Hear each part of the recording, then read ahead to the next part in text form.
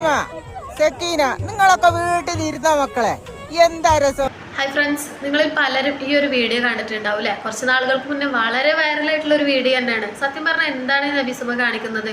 ആളെ ഭർത്താവ് മരിച്ചിട്ടുണ്ട്. ആൾക്കൊരു 55 വയസ്സുണ്ട്. ഈ ഒരു പ്രായത്തിൽ ആൾ മണാലിയിലൊക്കെ പോയിട്ട് ഇങ്ങനെ കിടന്നിട്ട് എന്താ പറയുക, ആസ്വദിക്കാണ് അല്ലേ? അതൊന്നും നല്ല കാര്യമല്ല കേട്ടാ. ഇത് ഞാൻ പറഞ്ഞതല്ല ഇങ്ങനെ നമ്മുടെ മതപണ്ഡിതനായിട്ടുള്ള ഒരു ഉസ്താദ് പറഞ്ഞതാണ്. സത്യം പറഞ്ഞു കഴിഞ്ഞാൽ ആ ഒരു ഉസ്താദ് പറഞ്ഞ വാക്കിനോട് എത്ര ആളുകൾ യോജിക്കുന്നുണ്ട് എന്ന് എനിക്കറിയില്ല. പക്ഷെ നമ്മൾ നമ്മുടേതായിട്ടുള്ള അഭിപ്രായങ്ങളാണ് പറയുന്നത്. ആ ഒരു ഉസ്താദ് പറയുന്ന കാര്യം നമുക്കൊന്ന് കേൾക്കാം. മുന്നേ വല്യമ്മ 25 വർഷം മുന്നേ ഒരു വല്യമ്മ ഏതെങ്കിലും മൂലയിരുന്ന് സലാത്ത് കുറുഞ്ചെല്ലണീന് പകരം ഏതോ ഒരു അന്യ സ്റ്റേറ്റിലേക്ക് മഞ്ഞ് കളിക്കാൻ വേണ്ടി പോയതിന്റെ വീഡിയോസ് കണ്ടവരായിരിക്കും എൻ്റെ മുമ്പിലുള്ളവർ. മഞ്ഞ് വാരി ഇങ്ങനെ ഇടുകയാണ് മൂപ്പത്തി. ചിലപ്പോ അത് ഈ നാട്ടുകാരി തന്നെ ആവാൻ പറ്റും. ഇതാണ് ഒരു ഉസ്താദ് പറയുന്ന കാര്യം. അതായത് 55 വയസ്സായില്ലേ, ഇനിയിപ്പോ അവിടെ കിടന്നിട്ട് ഇങ്ങനെ ആസ്വദിക്കണം എന്തിനാണ്? അതായത് ഒരു മുക്കിലും മൂലയിൽ ഇരുന്നിട്ട് ദിക്റും സലാത്തും ചെല്ലാനാണ് പഠിച്ചവൻ പറഞ്ഞിട്ടുള്ളൂ ഈ ഒരു പ്രായത്തിൽ. അല്ലാതെ അങ്ങനെ മണാലിയിലൊന്നും പോയിട്ട് ഒരിക്കലും ആസ്വദിക്കാനൊന്നും ഒരു എന്താ പറയുക ഒരു പഠിച്ചവനും പറഞ്ഞിട്ടില്ല എന്നുള്ള രീതിയിലാണ് ഈ ഒരു ഉസ്താദ് പറയുന്നത്. ഇതിനെ അനുകൂലിക്കുന്ന കുറേ ആളുകളുണ്ടാവും കേട്ടോ. ഇനിയിപ്പോൾ ഞാനിതിന് റിയാക്ട് ചെയ്തെന്ന് വിചാരിച്ചിട്ട് സ്വന്തം മതത്തെ എടുത്തിട്ട് ഇങ്ങനെ മോശമായി ചിത്രീകരിക്കുന്നു എന്നൊന്നും ആരും കരുതണ്ട. ഞാൻ എന്താ പറയുക, നമ്മുടെ ഒരു അഭിപ്രായമാണ് പറയുന്നത്. അത്രയായിട്ട് കണ്ടാൽ മതിട്ടാ. സത്യം പറഞ്ഞാൽ ഈ ഒരു ഉസ്താദ് പറഞ്ഞതിനോട് ഞാൻ ഒട്ടും യോജിക്കുന്നില്ല. കാരണം നമ്മുടെ മതത്തിൽ ആരെയും നമ്മൾ അടിച്ചേൽപ്പിക്കുന്നൊന്നുമില്ല ഒരു ഇന്ന കാര്യം ചെയ്യണമെന്ന് പറഞ്ഞിട്ട്. അതിൽ ആ ഉസ്താദ് എടുത്തു പറയുന്ന ഒരു കാര്യം ഉണ്ടല്ലോ, 55 വയസ്സായി, പ്രത്യേകിച്ച് വിധവയായിട്ടുള്ള ഒരു സ്ത്രീയാണ്.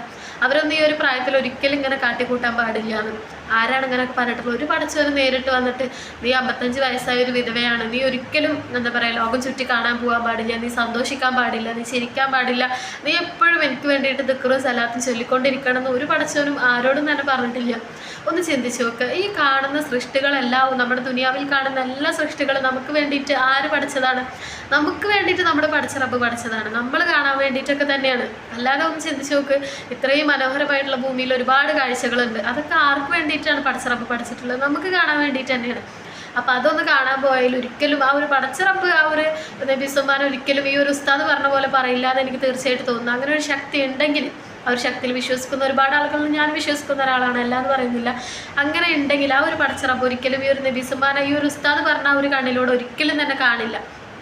കാരണം ഇതൊക്കെ നമുക്ക് വേണ്ടി സൃഷ്ടിച്ചതാണ്, നമ്മൾ കാണാൻ വേണ്ടി സൃഷ്ടിച്ചതാണ് അല്ലേ? അപ്പം അത് നമ്മൾ കണ്ടതിൽ ഒരിക്കലും തെറ്റ് പറയാൻ തോന്നില്ല. പിന്നെ ഈ ഒരു ഉസ്താദിൻ്റെ വാക്കുകൾ, ഉസ്താദ് വിചാരിച്ചിട്ടുണ്ടാവും നമ്മുടെ നാട്ടിൽ ഏറ്റവും കൂടുതൽ മതവെറിയുള്ള ആളുകളാണ്. എന്തൊക്കെ തന്നെ പറഞ്ഞാലും മതത്തിൻ്റെ പേരിൽ തല്ലാനും കൊല്ലാനും നടക്കുന്ന ഒരുപാട് ആളുകൾ ഇപ്പോഴും നമുക്കിടയിലുണ്ട്. അപ്പോൾ അവർക്കിടയിൽ ഇത്തരത്തിലുള്ളൊരു വിഷയം എടുത്തിട്ട് കഴിഞ്ഞാൽ ഇത് ആളിക്കത്തുമെന്ന് ഉസ്താദിന് നന്നായിട്ട് അറിയാം. അതുവഴി ഉസ്താദിന് കുറച്ച് റീച്ച് കിട്ടുന്നു. സത്യം പറഞ്ഞാൽ ആ ഒരു കാര്യത്തിന് വേണ്ടിയിട്ടാണ് മൂപ്പര് ഇത് പറഞ്ഞതെന്ന് തോന്നുന്നു. അല്ലാതെ ഒന്ന് ചിന്തിച്ച് നോക്കും, നമ്മുടെ മതത്തിൽ എവിടെയാണ് പറയുന്നത് നീ വിധവയാണ്, നിനക്ക് ഇത്രയും പ്രായമായി, നീ ഒരു വീട്ടിലിരുന്ന് ദിക്റും സലാത്തും ചെല്ലണം, അത് വളരെ നല്ലൊരു കാര്യമാണ്, അല്ലാന്നല്ല കേട്ടാ എന്ന് കരുതിയിട്ട് നിങ്ങൾ ജീവിതം ആസ്വദിക്കണ്ട എന്ന് ആരും പറയുന്നില്ല.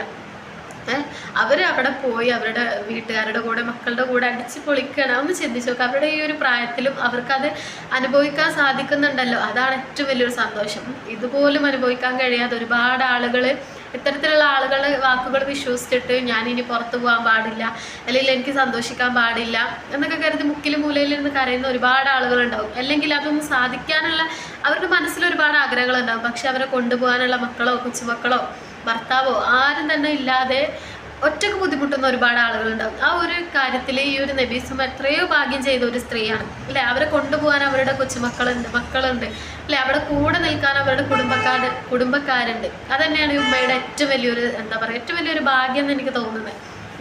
ഈ ഒരു ഉസ്താദിൻ്റെ മാനസികാവസ്ഥ എന്താണെന്ന് എനിക്ക് മനസ്സിലാവില്ല.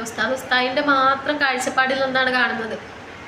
ഉസ്താദിൻ്റെ വീട്ടിൽ അങ്ങനെ ഒരു സംഭവം നടന്നാൽ ചിലപ്പോൾ ഉസ്താദ് ഇങ്ങനെ മുക്കിലെടുത്തിട്ട് എന്താ പറയുക ദിക്റും സലാത്ത് മാത്രം ചെല്ലിയാൽ മതി, നീ പുറത്തേക്ക് ഇറങ്ങരുത് എന്ന് പറയുന്ന ഒരു മൈൻഡായിരിക്കും ഉസ്താദിന്. പക്ഷെ എല്ലാവരെയും നമ്മൾ ആ ഒരു മൈൻഡിൽ കൊണ്ടിരുത്തണം എന്നുള്ളത് ഒട്ടും ശരിയായിട്ടുള്ളൊരു കാര്യമല്ല കേട്ടോ. ഇതിന് കുറേ ആളുകൾ സപ്പോർട്ട് ചെയ്യുന്നുണ്ടാവും, നെഗറ്റീവായിട്ട് പറയുന്ന ആളുകളുണ്ടാവും.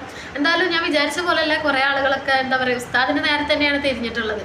ഉസ്താദ് വിചാരിച്ചിട്ടുണ്ടാവും എല്ലാവരും എൻ്റെ കൂടെ നിൽക്കും എന്ന്, പ്രത്യേകിച്ച് മുസ്ലിമുകളെങ്കിലും എൻ്റെ കൂടെ നിൽക്കുമെന്നുള്ളൊരു ചിന്തയിലൊക്കെ ആയിരിക്കും ഉസ്താദ് ഈ ഒരു കാര്യം തട്ടിവിട്ടത്. പക്ഷേ ഇതിൻ്റെ ഒരു കമൻറ്റ് ബോക്സ് നോക്കിയപ്പോൾ മനസ്സിലായി ഒരുപാട് ആളുകൾ എന്താ പറയുക ഉസ്താദിനെ എന്താ പറയുക പൊക്കി പറയുന്നൊന്നുമില്ല കേട്ടോ. കാരണം ഉസ്താദ് പറഞ്ഞ കാര്യം തെറ്റാണ് എന്ന് എടുത്തു പറയുന്ന ഒരുപാട് ആളുകളുണ്ട്. അത് കണ്ടപ്പോൾ ഒരുപാട് സന്തോഷം തോന്നിയിട്ട്. കാരണം എല്ലാവരും ഈ ഒരു മതത്തിൻ്റെ എന്താ പറയുക ഒരു ഭ്രാന്തമായ ചിന്തയിലല്ല നടക്കുന്നത്. ജീവിതമാണ്, തങ്ങൾക്ക് കൂടി ആസ്വദിക്കാനുള്ളതാണ് എന്ന് മനസ്സിലാക്കുന്ന കുറച്ചാളുകളും ഉണ്ടല്ലോ എന്നുള്ളതിൽ വളരെ ഒരു സന്തോഷം തോന്നിയിട്ടാണ്. അപ്പോൾ എന്താ പറയുക, നമ്മളല്ലേ നമുക്കൊരു ലൈഫുള്ളൂ, അത് പടച്ചവൻ തന്ന്. ആ ഒരു ഉമ്മയുടെ കാര്യം ചിന്തിച്ച് നോക്കും. ചെറുപ്രായത്തിൽ തന്നെ ഹസ്ബൻഡിനെ കൊണ്ടുപോയി. ഹസ്ബൻഡ് ഇപ്പം അധികകാലം ജീവിക്കാനുള്ള ഒരു ഭാഗ്യം കിട്ടിയില്ല. എന്തോ ഒരു ഭാഗ്യത്തിന് ഈ ഒരു പ്രായത്തിലെങ്കിലും ആ ഒരു ഉമ്മക്ക് ആ ഒരു ഉമ്മയുടെ ഇഷ്ടത്തിനനുസരിച്ച് ജീവിക്കാനുള്ള ഒരു ഭാഗ്യം പടച്ചവൻ കൊടുത്തിട്ടുണ്ട്. അവരത് അവരുടെ ലൈഫ് തീർക്കട്ടെ, ജീവിച്ച് തീർക്കട്ടെ. ഇനി കുറച്ച് കാലം അവരുടെ ആയുസിൻ്റെ പകുതിയോ മുക്കാൽ ഭാഗമോ കഴിഞ്ഞിട്ടുണ്ടാവും. ഇനി ഒരു കുറച്ച് കാലമല്ല, അവർക്ക് ഇഷ്ടപ്പെട്ട പോലെ അവർ ജീവിക്കട്ടെ. അവരെ നല്ല ആര് തന്നെ ആയാലും നമ്മുടെ ലൈഫിൽ ഒരു മതത്തിലും ആരെയും നമ്മൾ പിടിച്ചു കെട്ടിയിടുന്നില്ല. അത് അവർ തന്നെ മതത്തിനിടയിൽ തന്നെ മതത്തിൻ്റെ ആളുകൾ ഉണ്ടാക്കുന്ന ഓരോ റൂൾസാണ്. എൻ്റെ മതം ഇന്നത് ചെയ്യാൻ പാടില്ല, എൻ്റെ മതം ഈ കാര്യം ചെയ്യാൻ പാടില്ല, ആ കാര്യം ചെയ്യാൻ പാടില്ല എന്നൊക്കെ പറഞ്ഞിട്ട് എല്ലാ മതത്തിലും അതിൻ്റേതായ സ്വാതന്ത്ര്യമുണ്ട്. അതൊക്കെ നമ്മൾ തന്നെ അറിഞ്ഞിട്ട് ജീവിക്കുക. ആ ഒരു ഉമ്മയുടെ കാര്യം എടുത്തു നോക്കുക. വളരെ എന്താ പറയുക വൃത്തിയുള്ള രീതിയിൽ വസ്ത്രം ധരിച്ച് ഒക്കെയാണ് ആ ഒരു ഉമ്മ നിൽക്കുന്നത്. അല്ലാതെ മോശമായിട്ടുള്ള രീതിയിൽ മതത്തിനെതിരാകുമ്പോൾ ഒന്നും തന്നെ ചെയ്യുന്നില്ല, അല്ലെ? മോശമായിട്ടുള്ള രീതിയിൽ ഒരു വസ്ത്രം ധരിക്കുന്നില്ല, ഒരു വാക്ക് പറയുന്നില്ല. അവർ സ്വന്തം കൂട്ടുകാരികളുടെ പേര് വിളിച്ച് പറയുകയാണ്. എന്നിട്ട് നിങ്ങളൊക്കെ വായോ ഇവിടെ വന്ന് അടിച്ച് പൊളിക്കുക എന്നുള്ള കാര്യമാണ് പറയുന്നത്. അല്ലാതെ മതത്തിനെയോ അല്ലെങ്കിൽ അവരുടെ വസ്ത്രധാരണയിലോ ഒരു തെറ്റും അവർ കാണിക്കുന്നില്ല. അപ്പോൾ ഈ ഉസ്താദിൻ്റെ മാനസികാവസ്ഥ എന്താണെന്ന് ഇനി ഉസ്താദ് തന്നെ ഒന്ന് ചിന്തിച്ച് മനസ്സിലാക്കട്ടെ, അല്ലേ? ഉസ്താദ് ഒന്ന് നല്ലോണം ചിന്തിക്കട്ടെ. ഉസ്താദ് പറഞ്ഞത് ശരിയാണോ തെറ്റാണോ എന്ന്. ഇത് മതത്തിൻ്റെ പേരിലാക്കി മാറ്റി അല്ലെങ്കിൽ നീ നിൻ്റെ മതത്തെ കുറ്റം പറയുന്നു എന്നൊന്നും ആരും പറഞ്ഞിട്ട് വരണ്ട. നമുക്ക് എല്ലാ മതത്തിലും അതിൻ്റേതായിട്ടുള്ള സ്വാതന്ത്ര്യങ്ങൾ എല്ലാവർക്കും ഉണ്ട്. അപ്പം അത് മതത്തിൻ്റെ പേരിൽ മുറുകെ പിടിച്ച് മതമാണ് ഭ്രാന്ത് എന്ന് വിശ്വസിച്ച് നടക്കുന്നവരാണ് ഇന്ന മതത്തിൽ ഇന്നത് ചെയ്യാൻ പാടില്ല എന്നൊക്കെ പറഞ്ഞിട്ട് നടക്കുന്നത്. അപ്പോൾ ഇഷ്ടമുള്ള പോലെ നമുക്കൊരൊറ്റ ലൈഫല്ലേ ഉള്ളൂ, അല്ലേ? നമ്മളെ കൊണ്ട് പറ്റുന്ന രീതിയിൽ മറ്റുള്ളവർക്ക് ദ്രോഹം ചെയ്യാതെ, ഏറ്റവും വലിയൊരു കാര്യമായിട്ട് മറ്റുള്ളവരെ വേദനിപ്പിക്കാതെ നമുക്ക് കിട്ടുന്ന സന്തോഷങ്ങൾ എന്താണോ അതൊക്കെ അനുഭവിച്ചിട്ട് ഇങ്ങനെ ലൈഫ് അങ്ങോട്ട് മുന്നോട്ടോട്ട് പോവുക. എത്ര കാലം നമ്മൾ ഈ ഒരു ഭൂമിയിൽ ജീവിച്ചിരിക്കുമെന്ന് നമുക്ക് ആർക്കും തന്നെ പറയാൻ പറ്റില്ല. ഇപ്പോൾ കഴിഞ്ഞ ദിവസം ഒരു വീഡിയോ കണ്ടിട്ട് ഒരു പെണ്ണ് സ്റ്റേജിൽ ഡാൻസ് കളിക്കുകയാണ്. അതാരാ എന്താണെന്ന് എനിക്ക് കറക്റ്റായിട്ട് അറിയില്ല. ഡാൻസ് കളിച്ചുകൊണ്ടിരിക്കുന്ന ആ ഒരു ടൈമിൽ സ്റ്റേജിൽ കുഴഞ്ഞു വീണിട്ട് മരിക്കുകയാണ് ഓൺ ദ സ്പോട്ടിൽ. അവർ പോലും അവർ ചുറ്റും നിൽക്കുന്ന ആളുകൾ പോലും ചിന്തിച്ചിട്ടുണ്ടാവില്ല ഈ ഒരു നിമിഷം അവരുടെ മരണം അവരുടെ കൂടെ ഉണ്ടായിരുന്നു. അത്രേ ഉള്ളൂ നമ്മുടെയൊക്കെ ലൈഫ്. നമ്മളിപ്പോൾ ഇരുന്ന് സംസാരിക്കുന്നു, നമ്മുടെ മുന്നിൽ കാണുന്ന ആളുകൾ ഓൺ ദ സ്പോട്ടിലാണല്ലേ ഓരോ കാര്യങ്ങൾ സംഭവിക്കുന്നത്. അപ്പോൾ നമുക്ക് ചെറിയ ചെറിയ ആഗ്രഹങ്ങൾ ഉണ്ടെങ്കിൽ നമ്മളോട് സാധിക്കാൻ പറ്റുകയെന്നുണ്ടെങ്കിൽ അത് നമ്മൾ സാധിച്ചിട്ട് പോവുക. കാരണം നാളത്തെ നമുക്ക് ആർക്കും തന്നെ ഒരു ഗ്യാരണ്ടി ഇല്ല. ഇന്ന് നാളെ ഞാനാണോ നിങ്ങളാണോ ഒന്നും നമുക്കറിയില്ല. അപ്പോൾ നമ്മുടെ മനസ്സിൽ എന്തെങ്കിലുമൊക്കെ ചെറിയ ചെറിയ ആഗ്രഹങ്ങൾ ഉണ്ടെങ്കിൽ അത് നമ്മൾ സാധിപ്പിക്കുക. അത്രേ ഉള്ളൂ നമ്മുടെയൊക്കെ ഒരു ലൈഫ് എന്ന് പറയുന്നത്. ഒരു ഗ്യാരണ്ടി ഇല്ല. അപ്പോൾ നമ്മുടെ മനസ്സിൽ ഇന്ന് എന്തെങ്കിലും ആഗ്രഹം ഉണ്ടെങ്കിൽ നമ്മളെ കൊണ്ട് പറ്റുന്നതാണെങ്കിൽ ഇന്ന് തന്നെ സാധിപ്പിച്ചിട്ട് കിടന്നുറങ്ങാൻ വേണ്ടി നോക്കുക. നാളെ നമ്മൾ എണീക്കില്ല എന്നൊന്നും ആർക്കും പറയാൻ പറ്റില്ല.